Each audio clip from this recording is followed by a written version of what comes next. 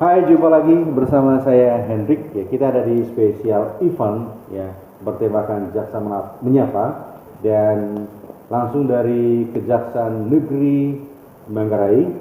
Hari ini ya, saya juga sudah ya didatangkan oleh dua narasumber yang sangat spesial.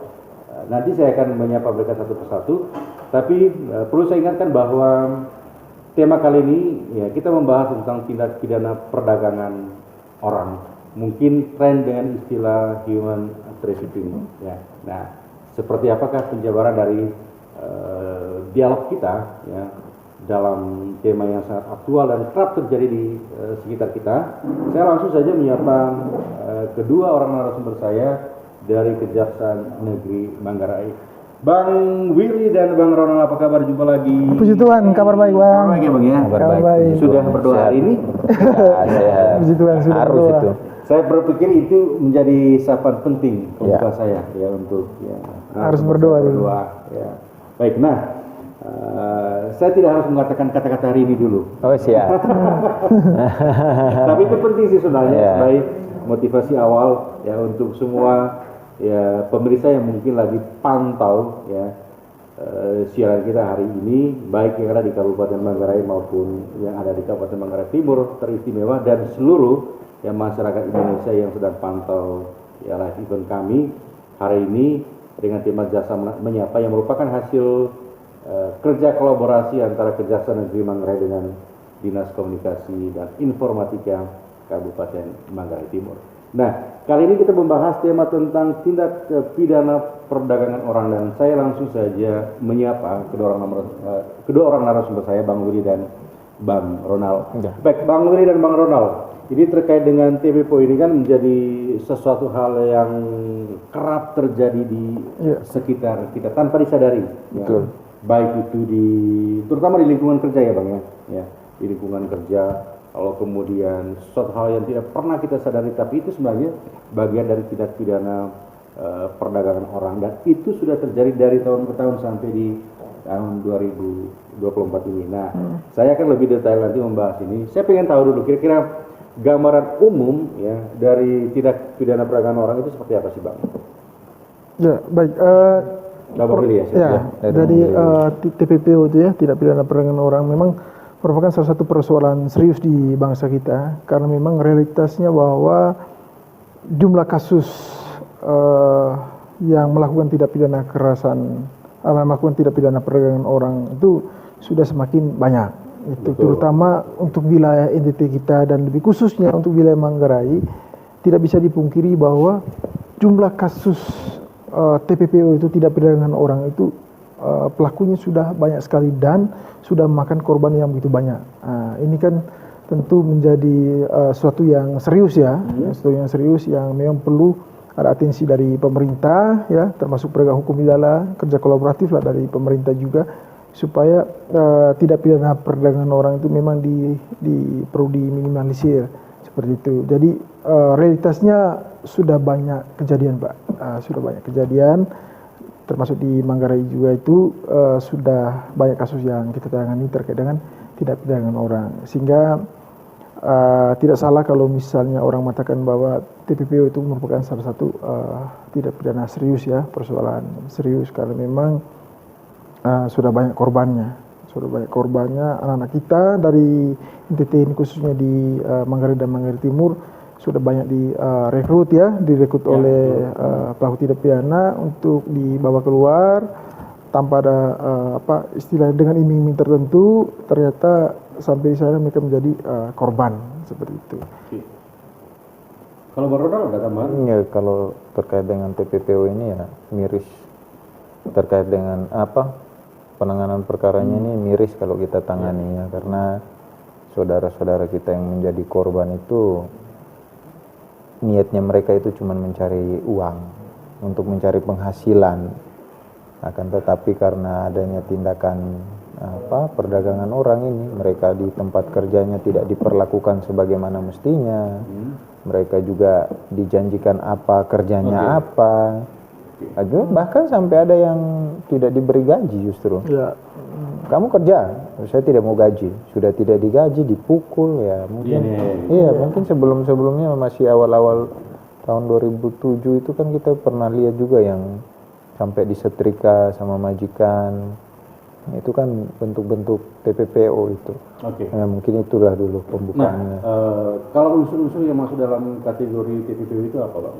Ya, untuk unsur-unsurnya perekrutan, ya, perekuan dalam konteks ada akibatnya. Jadi dia merekrut, tapi ya dia merekrut, tapi tujuan eksploitasi itu masuk kategori tidak pidana perdagangan orang. Tapi kalau misalnya merekrut bermain, merekrut apa itu kan tidak dalam konteks itu ya. Yang saya maksud adalah merekrut orang misalnya dengan iming-iming gaji besar dan pada akhirnya ternyata dia menjadi korban. Misalnya dia tidak diberikan gaji, intinya dia dieksploitasi ya, baik itu dieksploitasi dari seksual, itu kan bisa terjadi.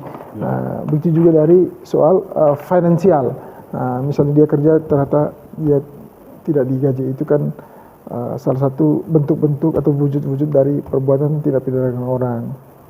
Ya, merekrut, menjanjikan. Unsurnya juga selain itu ada terkait dengan pemindahan orang. Pemindahan orang, betul. Pengiriman, pemindahan pengiriman. Jadi jangan kita pikir TPPO ini bahwa soal merekrut saja. Antara si tuan yang punya kerja sama si anak yang kerja sama kita, tidak. Dari mana tuan itu bisa dapat anak itu? Itu juga kita, dan itu unsurnya mungkin ada di pemindahan, penempatan dan penerimaan orang. Jadi kan sekarang kan sudah tren tuh apa namanya tuh badan-badan hukum yang kerjanya tuh jasanya mereka menyediakan tenaga kerja itu. Itu kita juga harus, itu kalau misalnya mereka itu modus tidak, bisa jadi modus mereka kumpulkan bilang ayo kalian jadi membernya saya, nanti kalau ada orang mau pakai tenaga kalian saya kasih kalian. Nah padahal waktu sudah di tempat penampungan itu tidak dikasih makan, tidak dikasih pelatihan, tidak diperhatikan. Nah itulah, sudah mulai itu, sudah masuk unsur jadi itu. Jadi dibungkus ya, maksudnya kan secara formal, secara hukum dia dibentuk berdasarkan hukum, badan hukum ya, sah dia, sah. Tapi ternyata di balik itu ada perbuatan-perbuatan yang terselubung, ada iming-imingnya. Jadi di balik pembentukan badan hukum untuk merekrut tenaga kerja itu ternyata tenaga kerja direkrut itu adalah dengan tujuan misalnya dijual untuk tujuan-tujuan tertentu. Ini kan modus-modus tidak pidana perdagangan orang, Pak. Jadi ada kepentingan di balik perekrutan lah. Betul. Nah, kalau tadi kan selalu jenis-jenis itu macam-macam, Bang ya. Macam-macam, Pak. Modus mereka itu macam-macam ya kan. Kemarin kita tangani itu dijanjikan untuk menjadi waiters, pelayan di luar Manggarai. Cafe. Dia orang dari luar Manggarai. Dia dijanjikan kerja di sini untuk menjadi waiters. Sampai di sini dia dipekerjakan di sebuah kafe yang ya anggaplah remang-remang. Dia memang betul maunya jadi waiters. Tapi sampai di sana karena kebiasaan kafe itu kan dia tidak mau pekerjaan itu. Dia protes, bukannya dapat pembelaan, malah disuruh paksa kerja. Kamu punya kerja itu sudah, kemarin kan kita suruh, itulah kerja kamu. Nah, ada berapa kasus kira-kira yang terjadi dalam beberapa tahun terakhir? Kalau jumlah kasus sebenarnya tidak terlalu banyak juga ya. Masih di bawah jumlah kasus kekerasan seksual, masih sedikit. Tapi kan itu yang terungkap. Nah itu dulu, itu yang terungkap. Nah kita tidak tahu, ini kan mungkin banyak korban tapi tidak terungkap. Artinya banyak potensi lainnya. Banyak potensi, Pak. Banyak potensi. Karena gini, kita tahu bahwa untuk wilayah NTT ini ya, lebih khusus untuk Manggarai, kan banyak tenaga kerja kita, anak-anak kita ini yang keluar daerah ya, entah itu keluar negeri. Kalau keluar negeri mungkin sedikit ya, tapi masih di wilayah Indonesia, entah itu ke Jakarta, ke Kalimantan, dan ternyata mereka ini menjadi korban, Pak, menjadi korban tidak pidana perdagangan orang. Di sana nanti mereka diperlakukan seperti bukan layaknya manusia. Nah, jadi mereka kerja tapi tidak digaji, ya, kerja tidak digaji. Terus kemudian juga ada juga yang menjadi korban seksual, kekerasan seksual. Jadi modusnya kadang kan orang yang merekrut ini kan dia tidak menjelaskan hal-hal yang kemungkinan terburuknya, tapi semuanya iming-iming yang memang tujuan untuk menggiur ya, tujuan untuk menggiur, menarik perhatian dari calon-calon korban. Misalnya kamu kerja di Jakarta, nanti gajinya sekian, terus sudah difasilitasi tempat tinggal, ya, tempat tinggal, terus makan minum dan segala macam. Akhirnya orang kalau ekonominya lemah, ya, saat ekonomi dia dalam posisi rentan, dia kan mudah tergiur, akhirnya dia menuruti saja kemauan dari orang-orang yang merekrut ini, dan ternyata di sana tidak sesuai dengan ekspektasi dia. Dia istilahnya salah, masuk perangkap karena memang bisa jadi karena minimnya pengetahuan dia, ya, minimnya pengetahuan, atau juga misalnya karena faktor ekonomi seperti itu. Nah, seperti yang tadi, saya setuju seperti yang tadi Pak Gili dan Pak Rona sampaikan, kadang juga adanya perusahaan-perusahaan yang labelnya perekrutan tenaga kerja, kemudian juga nanti proses penyaluran juga tidak sesuai dengan ekspektasi pekerja itu sendiri. Nah, banyak faktor ini kan terutama untuk daerah kita di Manggarai kurang lebih dan Manggarai Timur ini kan, desa-desa ini kan yang tahu persis keberadaan ekonomi itu kan kepala desa, yang tahu persis ekonomi masyarakatnya itu kan kepala desa. Kadang juga masyarakat-masyarakat yang menjadi katakanlah TKI tenaga kerja Indonesia ya, yang ada ya misalkan di luar negeri ataupun masih dalam lingkungan wilayah kerja Indonesia, entah di Kalimantan maupun ya di pusat kabupaten ya, seperti tadi dikatakan oleh narasumber itu kan tergiur dengan iming-iming gaji yang besar ya. Di fenomena yang berdampak kepada kekerasan itu kan akan muncul ya ketika korban itu tidak sesuai juga dengan ekspektasi dari pemilik kerja atau dari bos ya. Nah, apa kemudian yang Pak berdua sampaikan kepada pengambil-pengambil kebijakan di tingkat desa supaya betul-betul ya memberikan edukasi, pendataan biar fenomena-fenomena ini kemudian tidak akan terulang ya, walaupun mungkin tadi saya setuju kasusnya tidak terlalu mencuat, tapi potensi itu kemudian akan muncul. Sama juga seperti yang Pak Budi sampaikan, mungkin faktor ekonomi juga bisa mempengaruhi. Ya, baik, mungkin untuk sebelum saya sampai ke pertanyaannya terkait dengan apa aparat-aparat yang paling dekat dengan masyarakat ini ya, dalam hal ini kepala desa ya. Itu sebelum sampai ke situ saya mau kembali dulu ke yang bentuk-bentuk apa tadi itu. Saya barusan lihat lagi. Jadi selain TPPU ini kasih kerja orang tidak sesuai dengan itunya, tidak sesuai dengan apa yang sudah mereka dua janji ya kan, ada juga bentuk TPPU lain. Ini yang paling unik. Ini yang paling unik ini. Misalnya dia jual anaknya dia untuk tujuan melunaskan hutang. Nah, kan ada fakta seperti itu di masyarakat. Mungkin ayahnya itu suka judi atau ibunya suka judi, terus si lawan judinya dia bilang, sudah kamu tidak punya uang tapi saya mau anakmu. Itu bisa kategorikan dia sebagai TPPO. Apalagi ada lagi yang pengemis-pengemis di jalan yang biasa kita lihat banyak-banyak itu kan bukan ada pengemis-pengemis yang tidak semata-mata mereka memang mengemis untuk butuh uang, tapi mereka dipekerjakan sebagai seorang pengemis untuk kamu store nanti ke bawah. Itu TPPO. Dan yang paling ekstrim adalah dari rangkaian yang tadi kita bilang itu, saya sengaja rekrut dia, nanti saya janji nanti kamu saya pekerjakan di negara ini ya, gaji kamu akan banyak, yang penting kamu ikut saya, sampai di suatu tempat diambil organnya dia. TPPO itu diambil organnya dia. Organ dalam tubuh itu diperjualbelikan, misalnya ginjalnya itu kan, hatinya, iya, ginjal, hati, mata, kan ada donor mata, donor ginjal ya kan. TPPO itu termasuk paling ekstrim, itu termasuk itu. Jadi ayo ikut kerja sama saya ya kan, sampai di tempat tujuan, sampai sana ya silakan, yang mau donor ginjal ada orangnya ini. Orangnya tidak berkenan untuk ginjalnya diambil, tapi karena sudah di posisi terdesak, tidak punya siapa-siapa, jauh dari rumah, tidak ada alat komunikasi, selesai dia. Nah, terkait dengan yang tadi lanjutan. Tapi saya potong dulu sebentar, saya lanjut. Jadi gini, walaupun misalnya untuk yang ekstrim tadi itu contoh ekstrim itu misalnya penjualan ginjal, transplantasi hati dan donor mata. Walaupun misalnya ada kemauan dan persetujuan dari korban sendiri, tapi itu tidak dibenarkan. Tidak dibenarkan. Tidak dibenarkan. Menurut hukum. Jadi walaupun misalnya ada kehendak kemauan dari korban sendiri untuk menjual ginjalnya, secara hukum itu tidak benar dan itu masuk kategori tidak pidana perdagangan orang seperti itu. Jadi, nah kembali lagi ke pertanyaan tadi Pak Os soal kepala desa itu. Kepala desa. Jadi memang sebelum saya ke situ Pak. Jadi modus-modus yang dilakukan oleh perusahaan-perusahaan pencari kerja ini, pencari tenaga kerja ini, dia tidak datang langsung ke lokasi. Nah itu yang saya tangani. Iya. Nah, jadi yang pengalaman saya selama ini, jadi pelaku ini dia itu tidak langsung datang ke lokasi, tapi dia lewat perantara. Misalnya orang di desa itu kan, orang tokoh masyarakat atau apa, dia menjanjikan nanti kamu tolong cari tenaga kerja untuk kerja di perusahaan Jaya. Nah, nanti untuk kamu ada fee-nya gitu.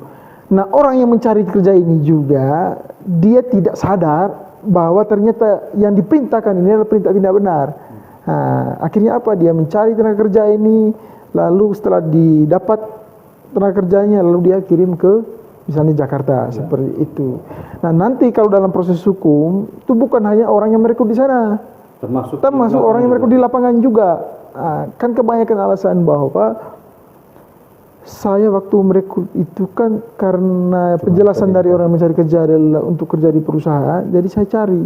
Tapi kan di undang-undang regulasi mengatur bahwa waktu kau mencari tenaga kerja ini ada tidak surat secara resmi ya dari pemerintah bukti bahwa memang kau secara hukum ini sudah mempunyai legal standing untuk merekrut orang. Misalnya surat pengantar dari dinas ketenagakerjaan seperti itu.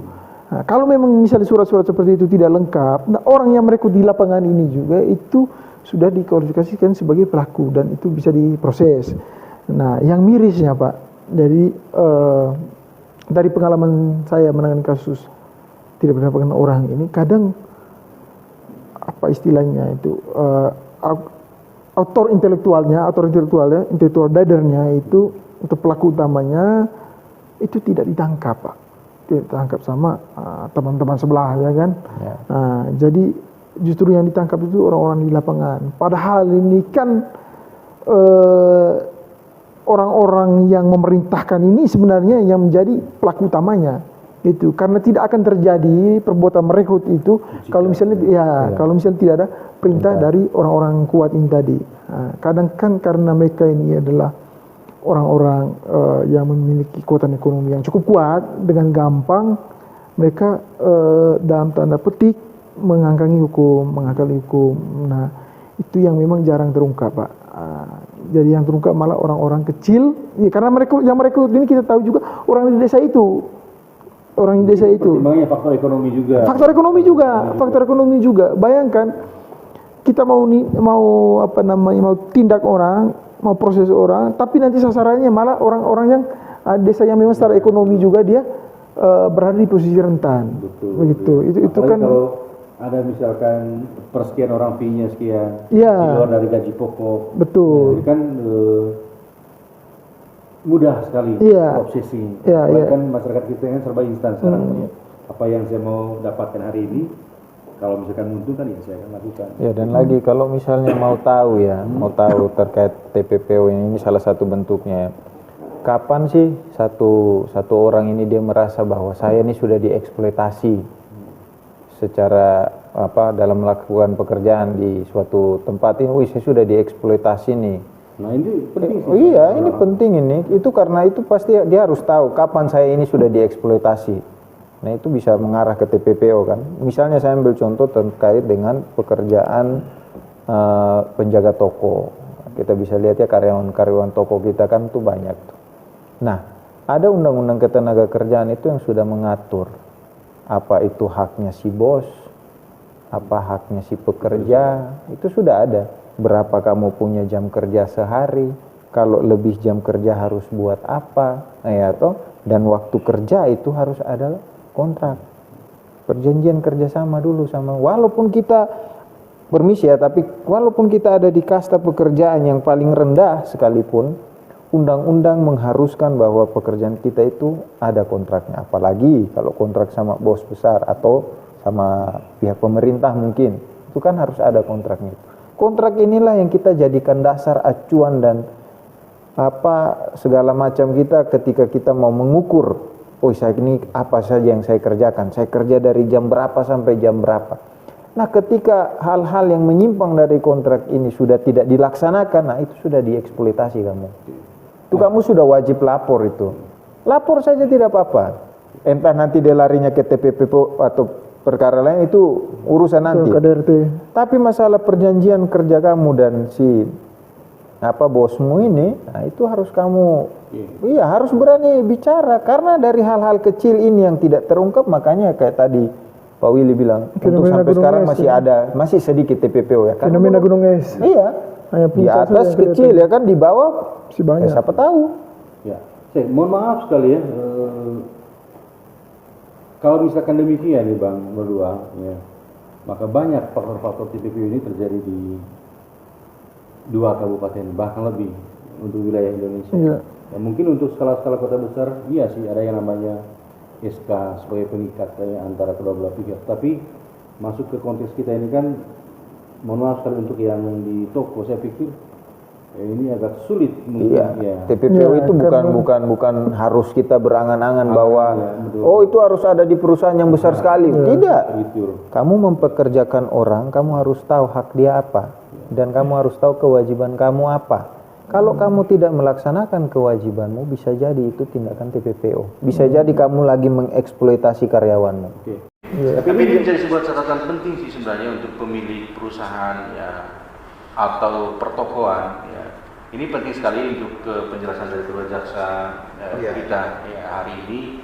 Jika Anda mempekerjakan seorang pekerja yang harus tadi memenuhi standar-standar yang ditetapkan sesuai dengan regulasi minimal SK, gaji, mungkin hitungan BPJS ya, kesehatan. Iya, itu juga. Itu hak karyawan itu. Hak karyawan. Tapi ingat itu ya. Oh, jangankan toko.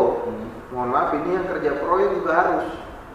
BPJS kerja itu harus itu sudah diwajibkan itu. Nah, tapi ya itu kembali ke masalah tergolong orang tadi itu yang khususnya di pertokoan itu.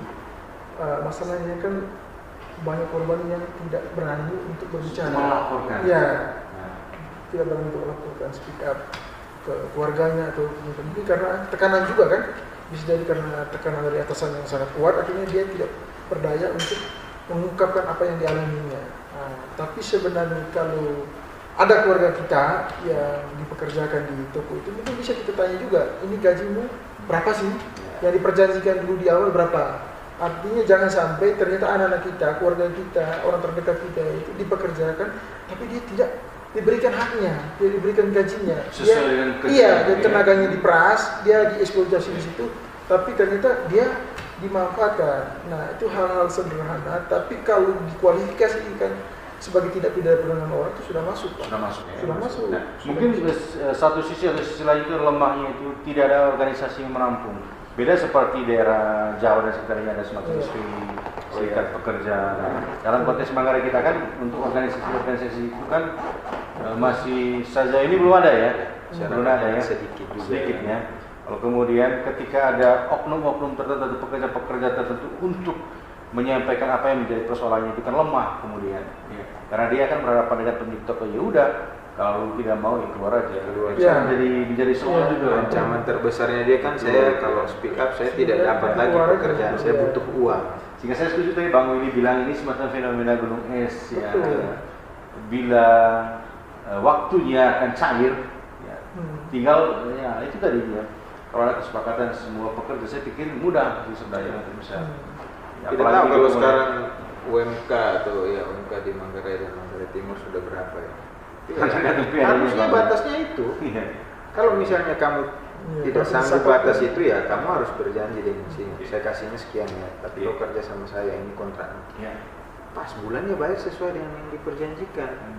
Menjadi masalah kalau misalnya pas bulan bosnya bilang tunda dulu belum ada uang. Tapi perintahnya jalan lancar. Nah itu sudah bentuk eksploitasi.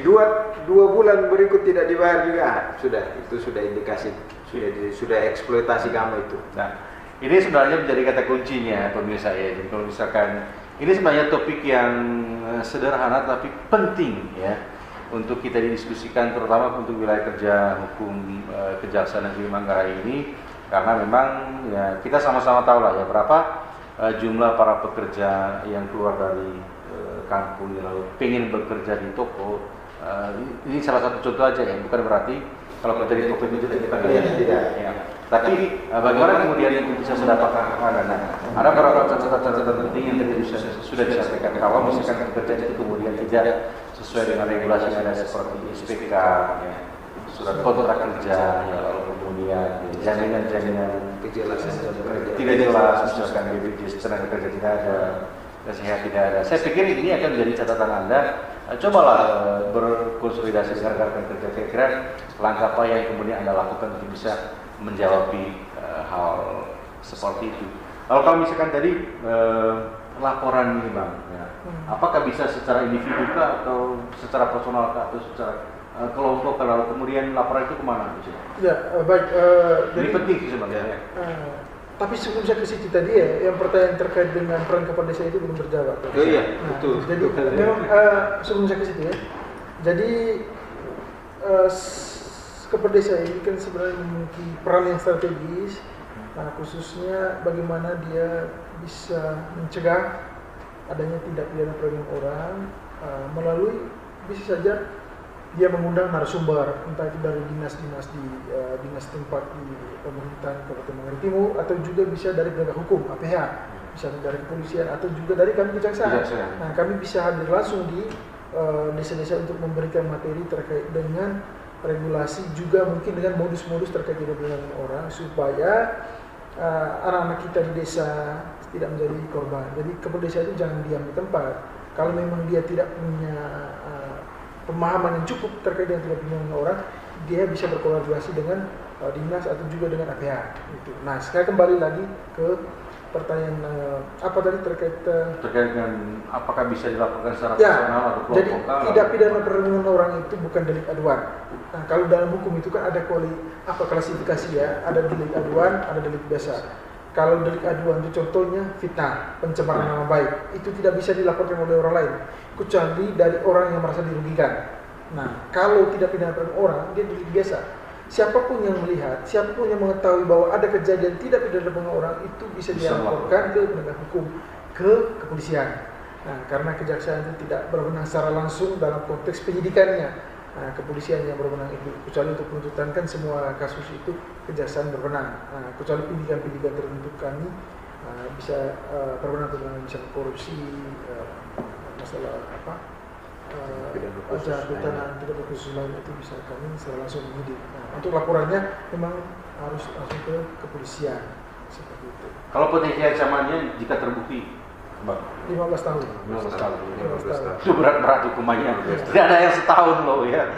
15 tahun, bisa lebih malah ya. Dan dia pakai minimal khusus. Minimal khusus. Jadi itu artinya dia tidak seperti KUP, dia menyebut ancaman maksimal 15 tahun, tapi dia pakai minimalnya 5 tahun. Artinya hakim dia tidak bisa menjatuhkan putusan di bawah minimal itu. Nah, kalau dia sudah garis itu 5 tahun, dari hakim itu menjatuhkan putusan dari angka 5 sampai 15 tahun. Seperti itu. Oke, berkaitan dengan tadi laporannya dan juga siapa yang melapor itu ya kan. Nah, justru kami harapkan itu tadi ya, perangkat pemerintah yang paling dekat dengan masyarakat itu. Karena kan modusnya si TPPO ini kan kayak tadi Pak Willy bilang, mereka ini pakai orang lain, yang menyasar di desa-desa itu. Dan orang dari desa itu juga. Tapi kadang orang dari desa itu juga ya kan, hal-hal seperti itu kan harusnya yang tahu duluan kan si aparat-aparat yang ada di desa, dalam lingkup desa itu. Itu mereka lah yang harusnya jadi pelapor pertama. Kalau misalnya lihat, oh ini saya punya masyarakat yang di rumah si A itu sudah tidak ada, coba saya pergi cari tahu, oh ternyata dia merantau ke Kalimantan, dia diajak sama si ini, coba tanya itu tuh kerjanya apa dia di sana. Kalau begitu ada keluhan dari keluarganya, aduh dia sudah ke sana sudah 3 bulan tidak ada kabar, katanya tidak dikasih gaji, ya sudah kepala desa mungkin. Dan dapat dipastikan bahwa kasus tidak pidana perdagangan orang ini menyasar kepada orang-orang yang secara ekonomi itu rentan, Pak. Itu jadi dari banyak kasus itu yang kita tangani dan juga yang kita lihat ya, yang kita lihat dan perhatikan di Indonesia ini khususnya juga di Manggarai, itu kebanyakan orang-orang yang secara ekonomi itu lemah. Jadi pelaku ini sudah tahu dia mau kemana. Nah, jadi nanti dia masuk ke orang-orang yang memang secara ekonomi itu lemah. Unsur berencana kalau gitu Bang ya. Oh iya, jelas. Pasti mereka rencana. Jelas. Jadi terorganisir juga. Cuman itu tadi yang kasihan juga kan kadang orang yang merekrut di lapangan itu juga. Karena dia ini kan sebenarnya bisa jadi karena minimnya pengetahuan, dia merekrut dalam konteks pengertiannya dia itu yang dia rekrut itu dalam konteks untuk bekerja di suatu perusahaan yang memang tidak ada iming-iming tertentu, tapi ternyata maksudnya baik, tapi karena dia tidak disertai dengan surat pengantar tadi seperti itu, maka dia sudah masuk kualifikasi tidak pidana perdagangan orang gitu. Banyak kan kalau 15 tahun tuh mainnya.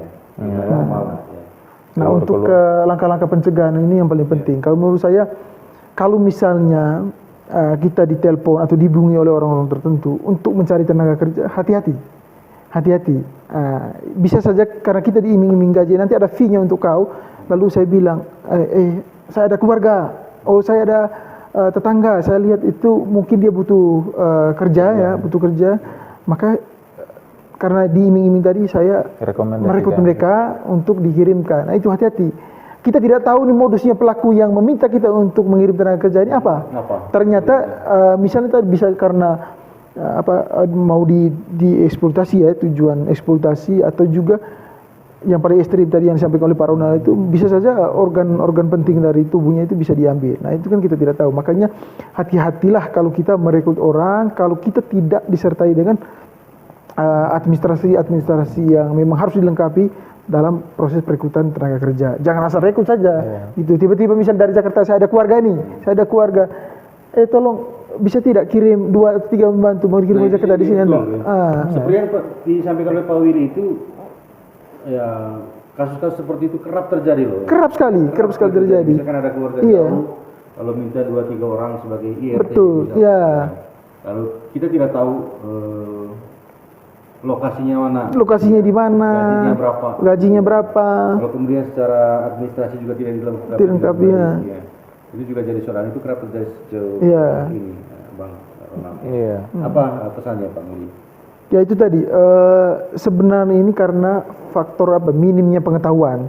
Maka kalau menurut saya memang perlu ada sosialisasi yang intens ya dari APH, penegak hukum kami ini, dan juga dari teman-teman kepolisian, dan bisa juga dari stakeholder terkait, misal dinas ketenagakerjaan. Jadi soal standar-standar dalam perekrutan tenaga kerja, itu kita sosialisasikan di desa-desa supaya nanti tidak ada lagi anak-anak kita yang jadi korban. Karena apalagi kita ini kan sama-sama orang NTT ini Pak. Karena yang selalu jadi sasaran itu kan orang NTT Pak. Orang NTT, aduh kasihan sekali. Fisiknya bisa dipakai kerja kan? Iya. Bagus sih.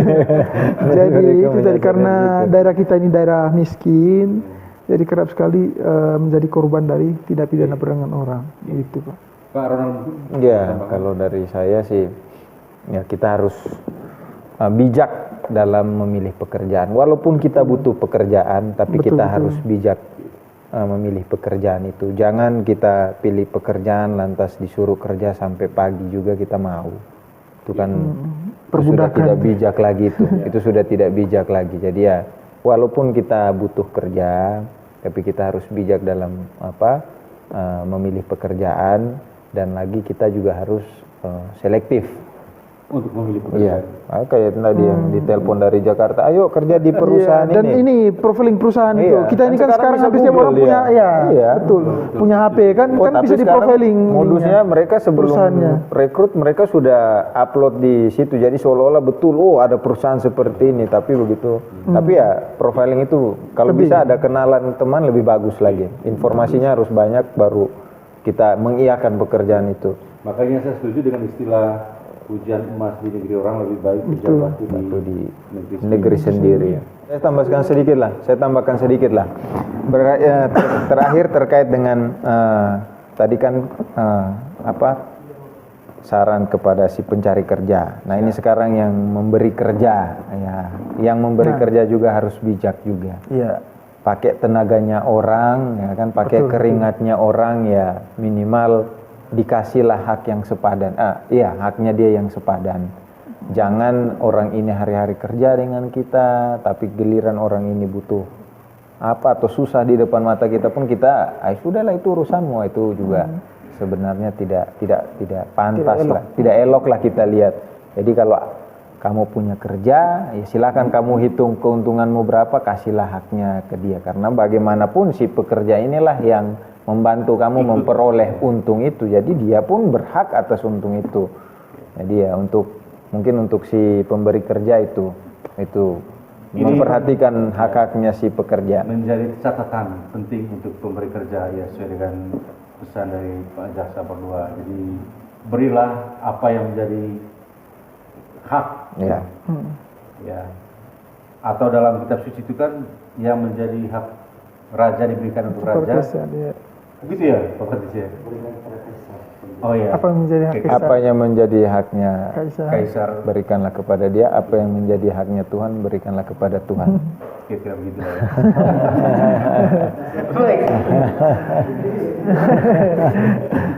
Kita ada di bagian akhir dari special event, ya, Jaksa Menyapa, ya, hari ini yang merupakan hasil kolaborasi kerjasama Kejaksaan Negeri Manggarai dengan Dinas Komunikasi dan Informatika Kabupaten Manggarai Timur, ya. Ada satu tema aktual yang memang tidak pernah kita sadari, ya, pemirsa, yaitu tindak pidana perdagangan orang yang kerap terjadi di setiap hari, dan itu, ya, TKP itu ada di sekitar Lingkungan sekitar. Mudah-mudahan dengan hadirnya tema ini menjadi sebuah momentum, ya, untuk kita semua sebagai warga Manggarai dan Manggarai Timur, terutama di Manggarai Timur, ya, untuk lebih peka, peduli, perhati, ya, terutama untuk di sekitar kita terkait dengan bagaimana sih sebenarnya, ya, langkah-langkah dari orang-orang tertentu yang memang berniat jahat, ya, untuk meminimalisir, ya, tindakan-tindakan yang berdampak pada hukum tadi, terutama tindak pidana perdagangan orang. Dan saya juga mengucapkan terima kasih banyak, ya, untuk kedua narasumber Ya, saya. terima kasih juga Ada sudah Abang Willy. bekerja Terima sama kasih juga. banyak. Terima kasih. Mudah-mudahan tidak pernah capek-capeknya jika nanti kami ada waktu di lain kesempatan untuk kembali menyapa, Pasti, Pak, ya, pasti. warga Manggarai. Tidak ada yang Thank you. capek kalau Siap. untuk Bunungkum ini. Dan sampai di sini jumpa kita. Terima kasih dan